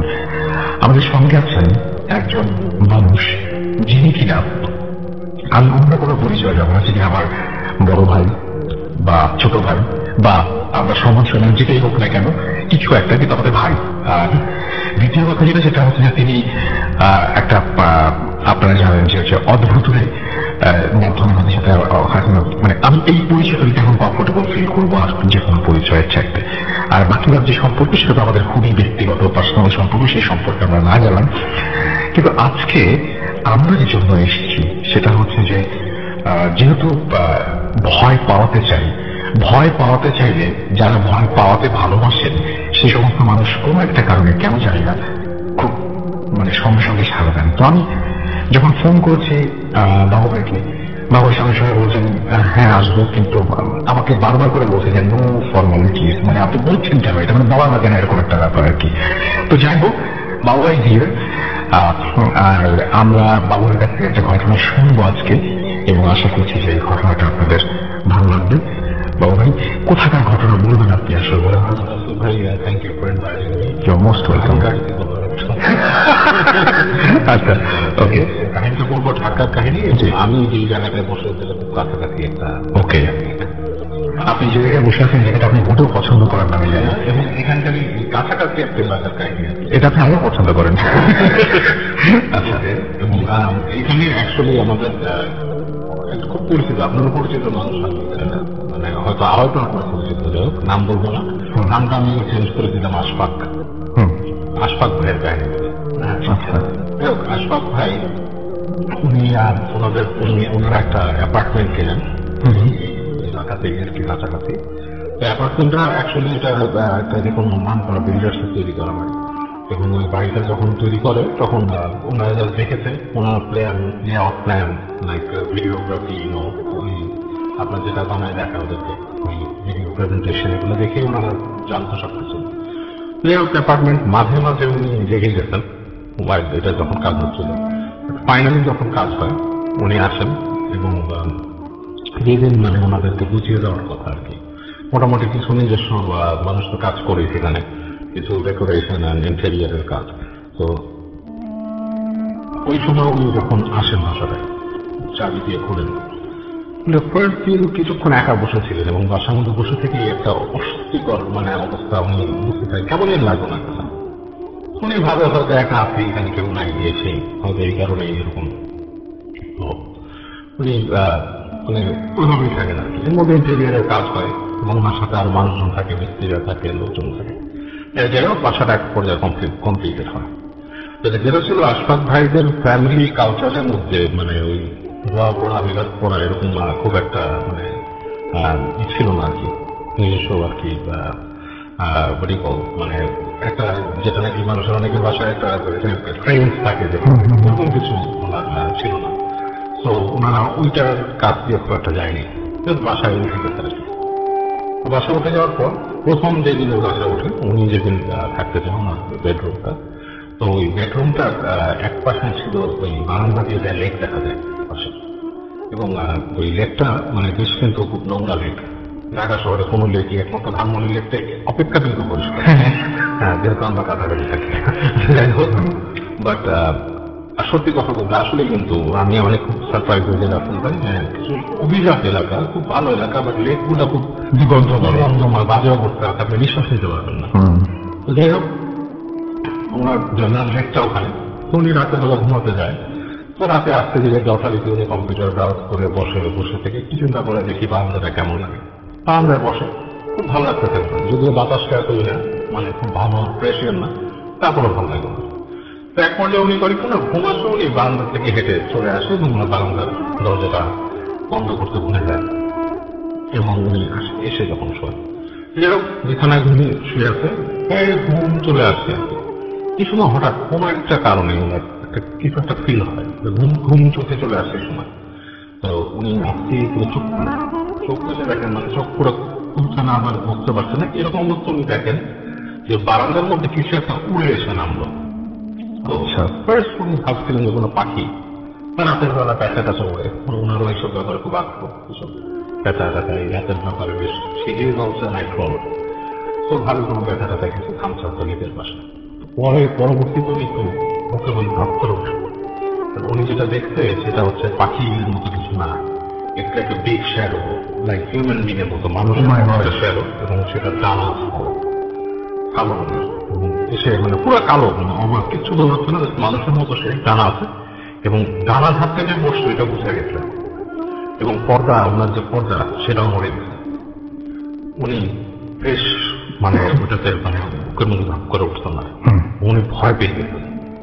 ঘরের মধ্যে হালকা আলো আছে বাইরে, দূরে দেখা যাচ্ছে ছোট ছোট লাইট দিকে, এর মধ্যে উনি অন্ধকার অবস্থা দেখতেছেন, এবং উনি একবার চোখ বন্ধ করে ফেললেন, মানে ঘুমের মতো একটা ভান ধরে দেখলেন যে ওই কালো অন্ধকার জিনিসটা ওনার দিকেই আসতে আস্তে আস্তে ভান দেখে। তো উনি ছিলেন আর ওনার ভাবি ছিল, ভাবি আপনার ঘুমায় আছে, ভাবি কোনো খেয়াল নাই, উনি ওদিকে ফিরে ঘুমায় আছেন। তো ওই জিনিসটা আস্তে আস্তে আস্তে আস্তে ঠিক ওনার কাছে চলে আসেন, ঠিক ওনার পাশে চলে আসেন। এই সময় উনি মানে প্রচন্ড রকমের মনে হয় ওনার যে নার্ভের মধ্যে প্রচন্ড প্রেশার করতেছে, এরকম সময় উনি চোখ বন্ধ করে ফেলেন। ফেলে এক সময় উনি নিজের অজান্তেই 10 থেকে 2 অজান্তের পড়াশুনো করেন, এবং পড়াশুনো করেন, এবং হঠাৎ করে তাকায় দেখে যে নাই কিছু একটা মানে রুম থেকে মনে বোঝা যাচ্ছে যে বারান্দা থেকে চলে গেছে। তো উনি এই জিনিসটা মানে ওনার কাছে খুবই ভয় লাগে। ভয় লাগার পরে উনি জিনিসটা কাউকে বলেন না, কিন্তু উনি পরের দিন থেকে চিন্তা করেন যে বারান্দা লাগাই দেবো, বারান্দা খুলবো না। তো আজব ব্যাপার ছিল যে আসল ভাই উনি নিজে এই প্যারানর্মাল জিনিস বিশ্বাস করতেন, বা ওনার ওই অন্য দিকের বিশ্বাসটা খুব স্ট্রং ছিল না। হাস্যকরী একটা ব্যাপার, ওনার নামে আমি নিজে হাসতাম ওনাকে যে হাউ ক্যান ইট বি।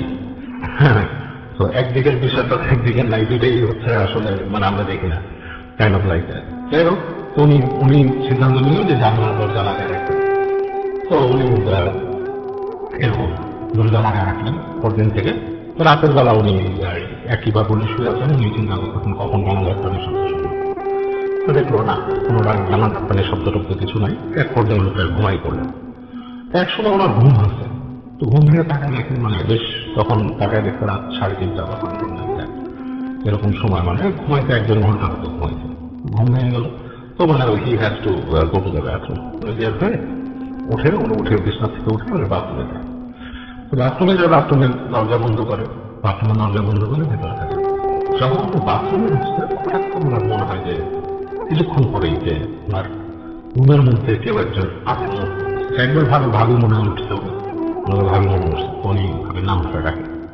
তো ভাবি নাম ধরে যখন ডাকে, আস্তে করে ডাকে, যেরকম একটা শব্দ হয়, মনে হয় যে কিছু একটা মুখ পড়ছে রুমের ভেতরে। তো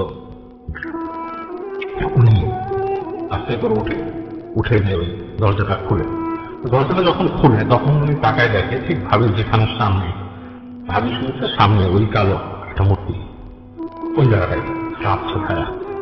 উনি কিন্তু দরজা একটু খুলছিল, পুরোটা খুলে, এবং ওনার এটা খোলাতেই মনে হয় জিনিসটা মানে সেন্স করে ফেলে জিনিসটা, এবং উনি দেখে খুব নিমিশে লাগে মিলি সেকেন্ডের মধ্যে বাতাসের মধ্যে জিনিসটা সেট করে ফেলে। এবং উনি খেয়াল করে ওনার যে বারান্দার যে যাওয়ার যে লাস্ট রোডটা, ওইটা হালকা ফাঁকা, পুরো খোলা না, হালকা ফাঁকা। তো যাই হোক, উনি তো প্রচন্ড মানে ভয় পেয়ে যায় এবং সকালবেলা ভাবির সাথে কথা বলে যে তুমি কি স্বপ্নে টপ্নে কিছু দেখতে পাবে, তো ভাবি দেখে না, কিন্তু ভাবির শরীরের মধ্যে আঁচড়ের দাগ বানানো, আঁচড়। তো এবং ভাবি একটু অসুস্থ হয়ে পড়েন কয়েকদিন, অসুস্থ হয়ে পড়ে। ওনাদের বাসায় ওনার নানি আসতেন। নানি মানে আমি একটু শর্টকাট করছি, জিনিসপত্র এরকম হয়েছে আর কি, ছোটখাটো ইনসিডেন্ট এরকম। ওনাদের নানি ছিলেন, নানি আসতেন বাড়ি থেকে, আসছে এসে ওনারা বললেন, উনি ওর নানির সাথে কথা বললেন যে ও তো এরকম হয়েছে, সেকেন্ড দিন এরকম দেখছি, এরপর থেকে আচরণ কি কোনো আশ্চর্যটা ফেলেছে। নানি দেখে, ওনার নানি দেখে মরিচ পড়া সামথিং লাইক দ্যাট একটা আছে ওনার পসিবল, সেটা করে বলে যে হ্যাঁ তোমার ওয়াইফাই তো আশ্চর্য আছে। এবং এটা সময় এই বাসাটার মধ্যে ওনার নানি বলে যে আমি নিজেও ভালো কিছু সাজেস্ট করি, রাতের বেলা হাঁটাহাঁটি করে আসে।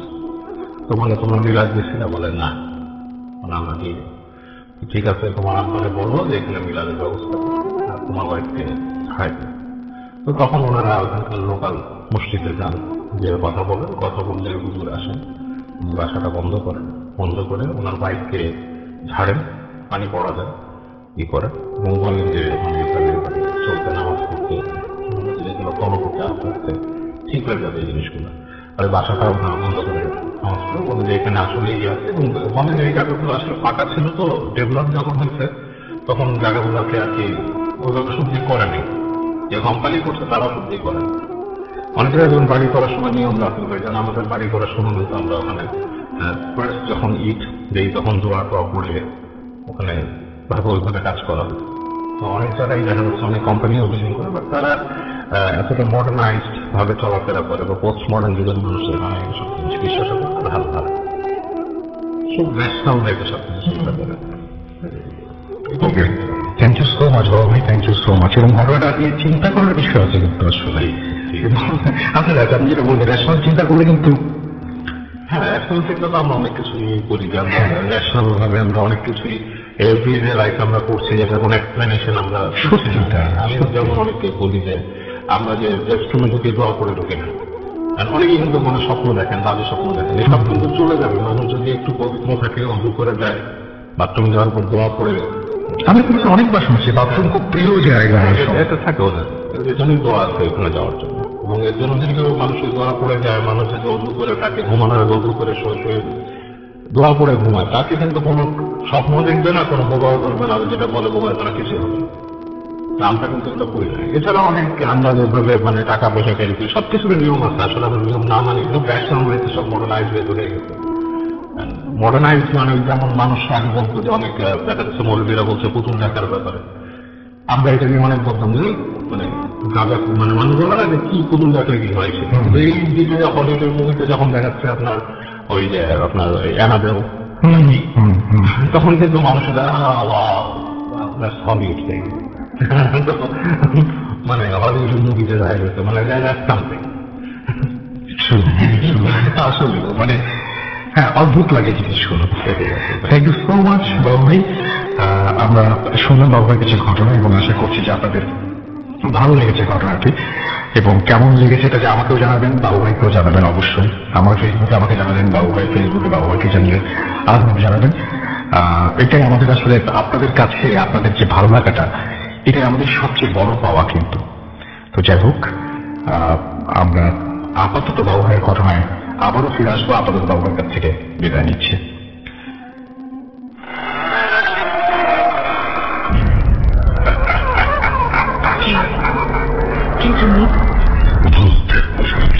.com. The fear returns of a threat level.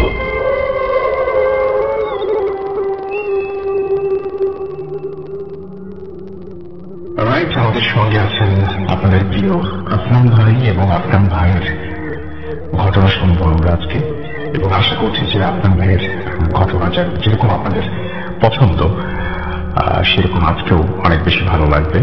চলুন শুনে আসি আফনান ভাইয়ের ঘটনা। থ্যাংক ইউ রসুল ভাই। এখন যে ঘটনাটি আমি শেয়ার করবো, এই ঘটনাটি কালেক্ট করে দিয়েছে হচ্ছে আমাদের খুলনার ছোট ভাই সৈকত, এবং খুলনার যত স্টোরি আমি বলেছি সাধারণত ওই সৈকতের মাধ্যমে আর কাছে রূপম, এই দুজনের মাধ্যমে খুলনার চমৎকার চমৎকার স্টোরিগুলো আমি পেতাম। এবারও সৈকত আমাকে খুব সুন্দর একটা স্টোরি দিয়েছে।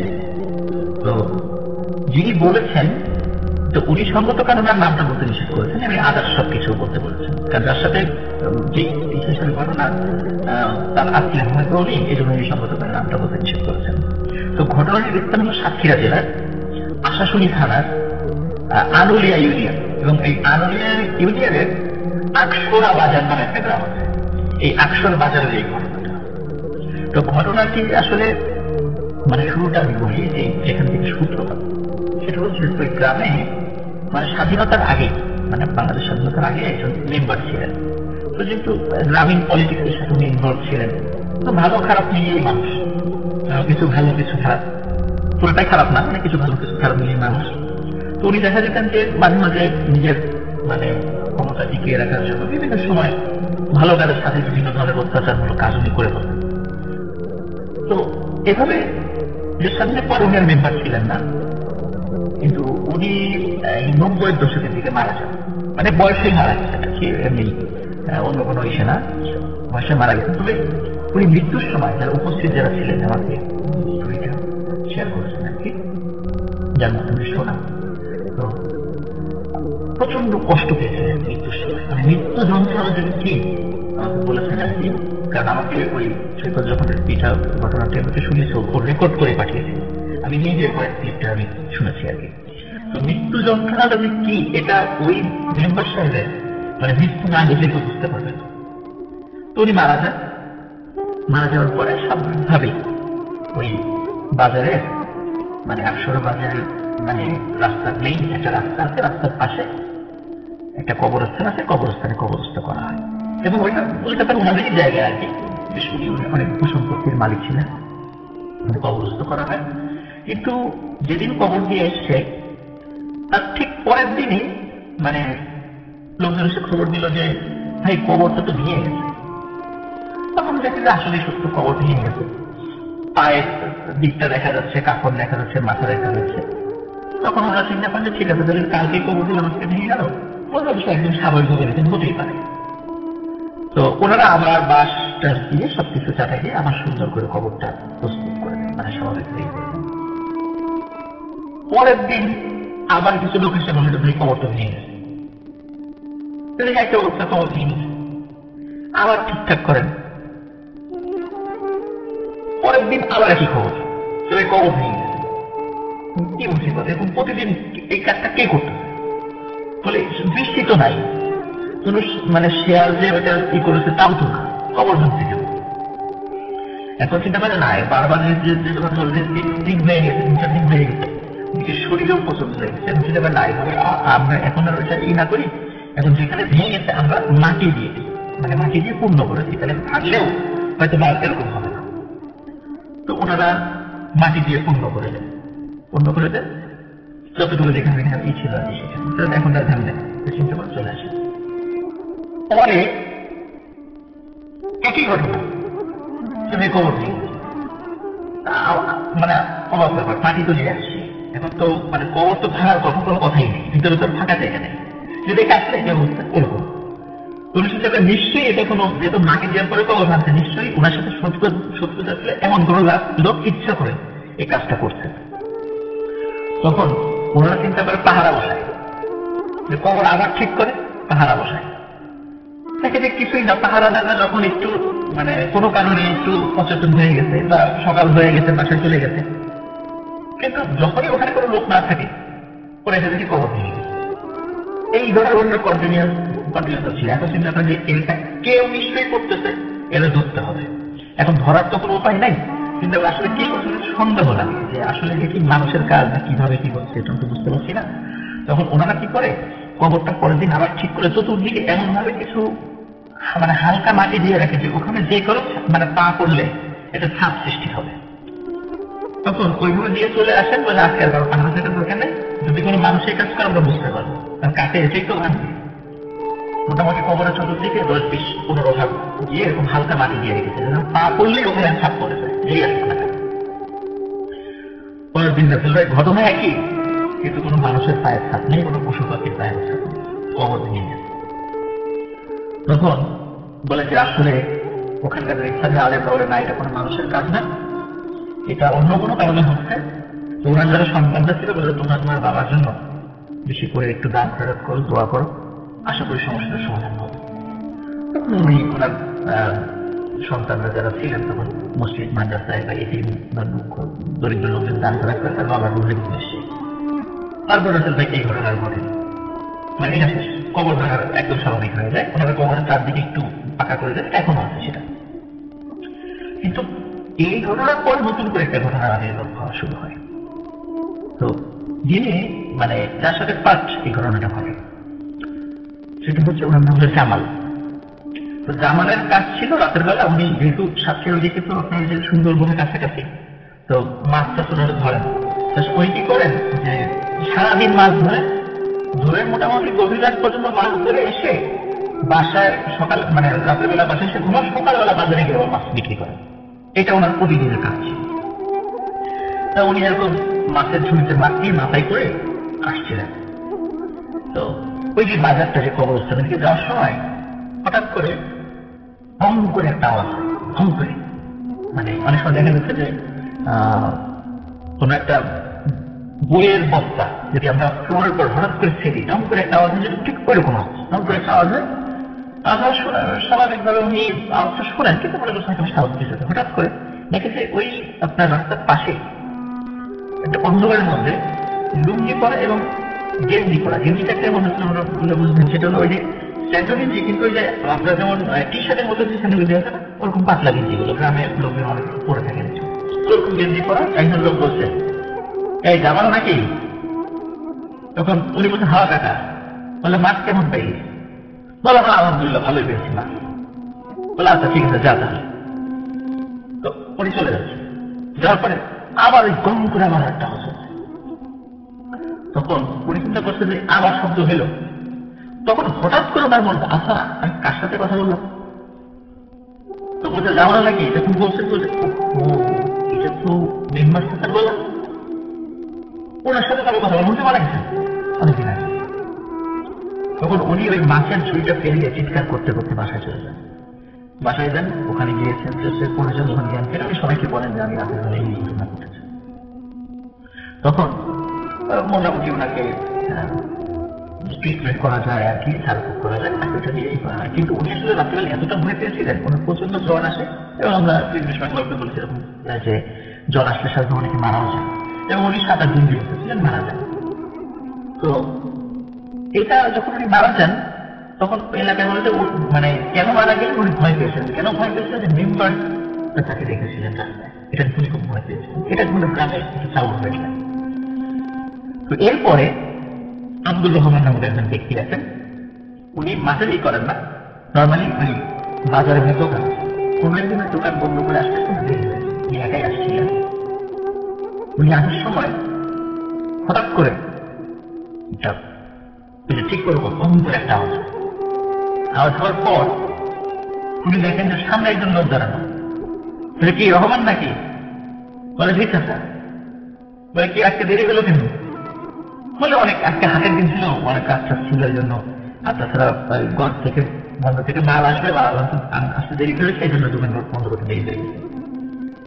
এই কথা বলতে বলতে আব্দুল রহমানের মাথায় খেয়াল আসছে যে কি রে, উনি তো মারা গেছেন, এটা কে তাহলে? তখন উনি প্রচন্ড জোরে চিৎকার করেন এবং চিৎকার করে লোক ডাকা শুরু করেন। তখন দেখি কি ওই লোকটা আস্তে আস্তে কাছে আসছে এবং শরীরের আকৃতিটা আরো বড় হচ্ছে, এবং ওনাকে একদম মানে ওনার গলা ধরে মানে একদম উঁচা করে ছুঁড়ে ফেলে দেন, এবং উনি যায় পড়েন একটা কাটা পাতার উপরে, এবং ওই কাটা তারের ওখানে ছিল একটা মাদ্রাসার বাউন্ডারি, মাদ্রাসার বাউন্ডারিটা কাটা তার দিয়ে ঘেরা। উনি কাটা তারের উপরে পড়ে যান, মারাত্মকভাবে আহত হন, এবং উনি চিৎকার কি করেন। তখন ওই মাদ্রাসার স্টুডেন্টরা ঘুম থেকে জেগে যায়, হুজুররা চলে এসে আসে দেখে রুমাইয়ের অবস্থা। তখন ওনাকে সেবা শুশ্রূষা করে আচ্ছা তুমি সুস্থ হন, উনি আর মারা যান নাই। কিন্তু এলাকাতে এই ঘটনাটা চালু হয়ে যায় যে এই রাস্তাতে আসলেই এই মেম্বারটার সাথে দেখা যায়। তখন মোটামুটি অনেকেই রাতের বেলা ওই রাস্তা দিয়ে মানে আসার ক্ষেত্রে কখনো একা আসেন। আরো একটা মজার বিষয় আছে ভাই, সেটা হচ্ছে যে এই ঘটনাটা কিন্তু এখন পর্যন্ত চলমান। ও এখনো চলছে? এখনো চলছে। যারা ওই অনেকে ভুল করে, অনেকে তো জানেন না যে ওরা আত্মীয় বাড়িতে গিয়েছেন বা কোনো কারণে যারা জানেন না তারা অনেক সময় একা চলার সময় সবসময় যে দেখেন বিষয়টা এমন নয়, তো মাঝে মাঝে দেখেন। এখন পর্যন্ত সেটা চলছে স্টিল নাও। এবং আমাকে যিনি ঘটনাটা বলেছেন উনি মানে 100% ফলো করে বলেছেন যে ঘটনাটা 100% সত্যি। কেউ যদি জাজ করতে চায় ঠিকানাটা সব বলে দিতে যে ওই গ্রামে সাতক্ষীরা জেলার ওই ইসে গেলে এই ঘটনাটা শুনলে বুঝতে পারবে যে আসলে ঘটনাটা সত্য কিনা। এটাই ছিল। Thank you so much. আপনাকে কষ্ট করে স্টুডিওতে আসার জন্য অনেক অনেক ধন্যবাদ এবং আশা করছি আবারও ভবিষ্যতে আমাদের দেখা হবে। ভালো থাকবেন আপনার ভাই এবং সবসময় আশা করছি যে আমাদের সঙ্গেই থাকবেন। আপনার জন্য শুভকামনা রাসেল ভাই, ইনশাল্লাহ একসাথেই থাকবো আল্লাহ যদি চান। জি, thank you so much. Thank you.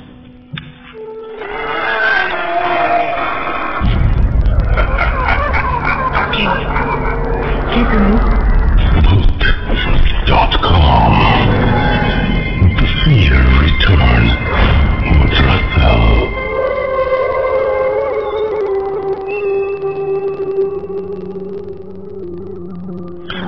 Right, you're listening to Bhoot.com. আমি রাফেলাতের সাথে এবং আপনারা শুনছেন আমাকে। এই মুহূর্তে আমি যেটা করব সেটা হচ্ছে যে সরাসরি চলে যাব আরো একটি ঘটনা। কিন্তু এই ঘটনাটি কার? হ্যাঁ, এই ঘটনাটি আমাদের অনেক পুরনো একজন বন্ধু, আমাদের অনেক পুরনো একজন সহযাত্রী আবরার ভাইয়ের, এবং আবরার ভাই এই ঘটনাটি আমাদের রেকর্ড করে পাঠিয়েছেন। অডিও ক্লিপ তো থাকতেই হবে, তাই না? তো রেকর্ড করে পাঠিয়েছেন। কোয়ালিটি কেমন হবে আই ডোন্ট নো, কারণ তাকে স্টুডিওতে আনা সম্ভব না, কারণ এই যে ইউএস, সো ওখান থেকে তো মানে আমাদের Bhoot.com এর এরকম কোনো সামর্থ্য নেই তাকে উড়িয়ে নিয়ে এসে ঘটনা শোনাবো আপনাদেরকে। তো তিনি ঘটনা খুবই সঙ্গত কারণেই রেকর্ড করে পাঠিয়েছেন, তার সেই অডিও ক্লিপটি আমরা প্লে করছি। এনজয়।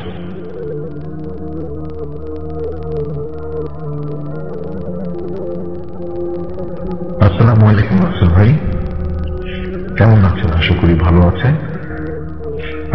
আমি আবরার খান, নিউ ইয়র্ক থেকে। আজকে যে ঘটনাটা আমি শেয়ার করব সেই ঘটনাটা আমার খুব কাছে এক বন্ধু ফয়সালের সাথে ঘটে যাওয়া। ফয়সালও নিউ ইয়র্কের বাসিন্দা, জামাইকা 179 স্ট্রিট হিল সাইডে। তার চাকরি সুবাদে সে কাজ করে ম্যানহাটন সিটি বলে পরিচিত নিউ ইয়র্কে। তো ম্যানহাটনের ম্যাডিসন স্কোয়ার গার্ডেন অনেকেই হয়তো নাম শুনেছেন। তার আশেপাশে সে কোনো একটা প্রতিষ্ঠানে চাকরি করছে। তার চাকরির সময়টা দেখা যায় যে বিকাল থেকে শুরু হয় এবং রাত্রে 11টা সাড়ে 11টা পর্যন্ত তার ডিউটিতে থাকতে হয়। তো প্রায়ই বাসায় ফিরে সে অনেক রাত্রেবেলা দেখা যায় যে 12টা সাড়ে 12টার দিকে হয়তো বা ট্রেনে উঠছে, রাত 1টা-1:30টার দিকে ফিরছে। তো যেদিন ঘটনাটা ঘটেছিল সেদিন আসলে বেশ বরফ পড়েছিল। আপনারা জানেন অনেকেই যে নিউ ইয়র্কে শীতের সময় মাঝে মাঝে বরফ পড়ে থাকে, এবং যতই বরফ পড়ুক আমাদের আসলে এই বরফের ভিতরেও কাজে যেতে হয় বা কাজ থেকে ফিরতে হয়। কাজকে কোনোভাবেই আমরা মানে ছেড়ে থাকতে পারি না আর কি। তো নিজের জীবিকার তাগিদেই সেদিন অনেক বরফ পড়ার কারণে ফয়সাল তার কাজে যোগ দেয় এবং কাজ শেষ করে রাত্রে 11:30টার জায়গায় সেদিন একটু দেরি হয়ে যায়, রাত 1টার দিকে রওনা করে। তো রাত 1টার দিকে যখন রওনা করে আনুমানিক রাত 1:30টার দিকে সে পেন স্টেশন নামের পাশে যে ট্রেন স্টেশনটা সাবওয়েতে, সেই সাবওয়েতে অপেক্ষা করছিল। এবং রাত্রেবেলা যেটা হয় নিউ ইয়র্কে, যারা নিউ ইয়র্কবাসী বা যারা দীর্ঘদিন আমেরিকায় আছেন বা যারা ঘুরতে এসেছেন অনেকেই হয়তো জানেন যে রাত্রেবেলা সাবওয়েতে ট্রেনগুলো যদি দেখা যায় অন্যান্য সময় দিনের বেলা 5 মিনিট 6 মিনিট পর পর আসে, কিন্তু রাত্রেবেলা আসে দেখা যায় আধা ঘন্টা, অনেক সময় 1 ঘন্টা পর্যন্ত দেরি করে। রাত 1:30 থেকে সে অনেকক্ষণ অপেক্ষা করছিল, প্রায় রাত 2টার পরে একটা ট্রেন আসে আর কি। তো সেই ট্রেনটা করে সে ট্রেন স্টেশন থেকে আরেকটা ট্রেন স্টেশনে গিয়ে ওখান থেকে তার যে গন্তব্য যে ট্রেনটা সেটা হচ্ছে এফট্রেন ধরার জন্য অপেক্ষা করতে থাকে। সেখানে প্রায় অনেকক্ষণ চলে যায়। ইতিমধ্যে রাত 3টা বেজে যায়। তো প্ল্যাটফর্মে অনেক ফাঁকা ফাঁকা জায়গার ভিতরে বেশ মানুষজন তুলে দূরে ছিল, আর একটা ট্রেন স্টেশন আন্ডারগ্রাউন্ডে অনেক বড় থাকে। আপনারা হয়তো যারা দেখেছেন বা হয়তো ধারণা করলেও বুঝতে পারবেন যে একটা যদি ট্রেনের কম্পার্টমেন্ট যদি দেখা যায় যে 12টা-15টা থাকে, সেখানে কতখানি জায়গা নিয়ে করতে হয়। ও যেখানে ছিল সেখানে আসলে আশেপাশে কোনো মানুষ ছিল না, হয়তো দূরে অনেক কেউ ছিল। তো হঠাৎ করে প্রকট দুর্গন্ধ তার নাকে আসতে থাকে। দুর্গন্ধ বেসিক্যালি দেখা যায় যে উন্নত বিশ্বের এরকম ট্রেন স্টেশন এটা আসলে সেরকম অস্বাভাবিক একটা বিষয়। দেখতে পেল যে সিঁড়িটা প্ল্যাটফর্মে নেমে এসছে, মেইন উপর থেকে যে সিঁড়িটা দিয়ে সবাই নেমে আসে প্ল্যাটফর্মে, সেই সিঁড়ি দিয়ে একটা মানুষ নেমে আসছে, খুব উস্কো ফুস্কো, মানে যাদেরকে মনে হয় আর কি হোমলেস। তো হোমলেস লোকটা আস্তে ধীরে নেমে আসছে এবং আস্তে আস্তে যে ওই লোকটা যখনই কাছে আসতে থাকে সরকার ফিল করলো যে ওই যে দুর্গন্ধটা আরো বিকট হতে থাকলো। কাছাকাছি যখন আসলো দেখে উস্কো একটা খুব জিয়ার জন্য একটা মানুষ। তো সেই লোকটা যখন কাছে এসে হাতে তার একটা ক্যান, ওই যেগুলো এমটি ক্যান, বিয়ারের ক্যান হতে পারে বা ড্রিঙ্কসের ক্যান হতে পারে, তো ওই ক্যানটা সে ওই কয়েন নাড়ছে আর শব্দ করছে, বলছে এটা খুব ভারী গলায় পয়সাকে বলল, sir can you get me $1? Would love to buy some beer. এটা বলার পর পরই ফয়সাল আসলে খুব অস্বস্তি ফিল করা শুরু করছিল, যেহেতু দুর্গন্ধ, এবং একটা সে পকেট থেকে $1 নোট বের করে সে ক্যানটাকে দিয়ে দেয় এবং দেওয়ার সাথে সাথে লোকটা আস্তে আস্তে আস্তে হেঁটে আরেকদিকে চলে যায়।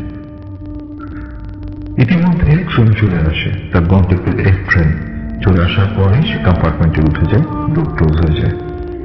ডোর ক্লোজ হয়ে যাওয়ার পর ঘুরে দাঁড়াতে সে দেখলো যে প্ল্যাটফর্মে সে উস্কো ফুস্কো লোকটা তার দিকে তাকিয়ে খুব অস্বাভাবিক একটা মানে দৃষ্টি তার দিকে দিয়ে রেখেছে এবং কেমন জানি একটা অদ্ভুত একটা হাসি দিচ্ছে। যাই হোক, ওখান থেকে ট্রেনে করে যেতে প্রায় 1 ঘন্টা সময় লাগে। তার গন্তব্য তার বাড়ি যেখানে, সেটা হচ্ছে 179 জ্যামাইকাতে স্টেশন নামতে। তো যেতে যেতে এক সময় সে দেখতে পেল যে মানে সে খুব টায়ার্ড ছিল, তো অনেকটা নিদ্রার মতো হয়ে আসলো। তো স্বপ্নে সে আবুল তাবুল মানে কোনো মানে ট্র্যাক ছাড়া অনেক কিছু কি কি জানি দেখলো, এরকমই মানে খুব অস্বস্তি লাগছিল আসলে তার তখন এত টায়ার্ডনেসের ভিতরে। যখন ঘুমিয়ে গেল তখন দেখলো প্রায় তার গন্তব্যের কাছাকাছি চলে এসছে। তো যখন আসলো ট্রেন থেকে নেমে গেল, নেমে হাঁটা শুরু করলো, ট্রেন স্টেশন থেকে বের হয়ে আসলো। আর এখানে বলে রাখা ভালো, ফয়সালের বাসা 179 যে জ্যামাইকা 179, ওখান থেকে হিল সাইড থেকে আরো বেশ কিছু দূর, প্রায় 10-15 মিনিট হাঁটতে হয়।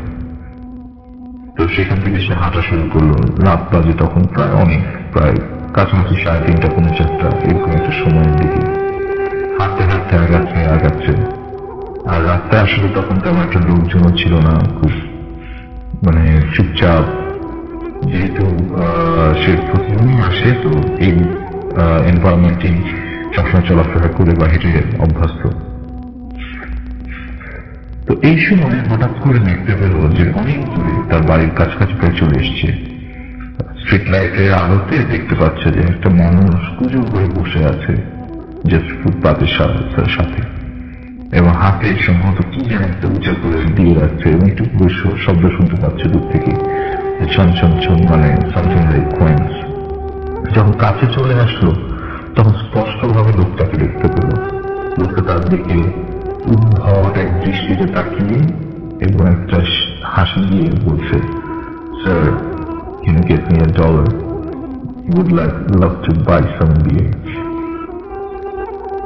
ফয়সাল লক্ষ্য করল এই লোকটা আর কেউ নয়, সেই ট্রেন স্টেশনের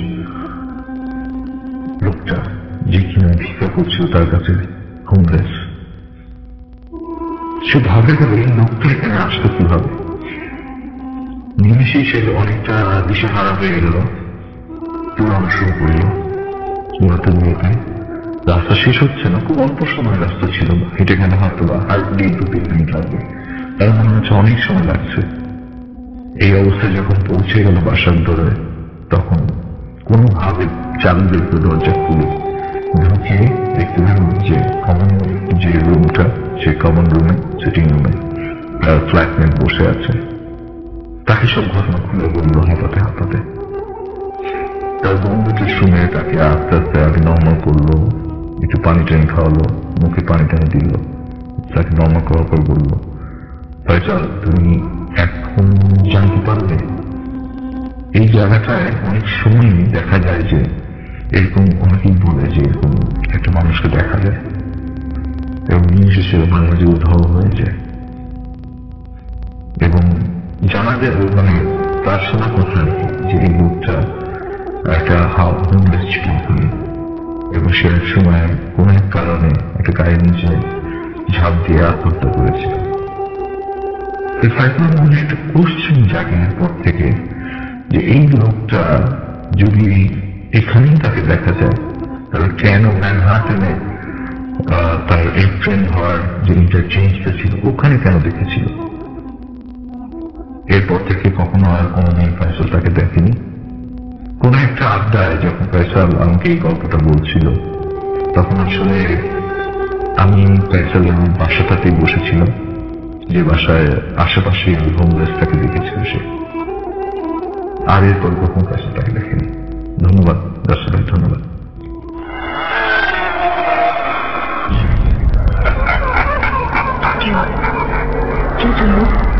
Voot.com. The fear return with Russell.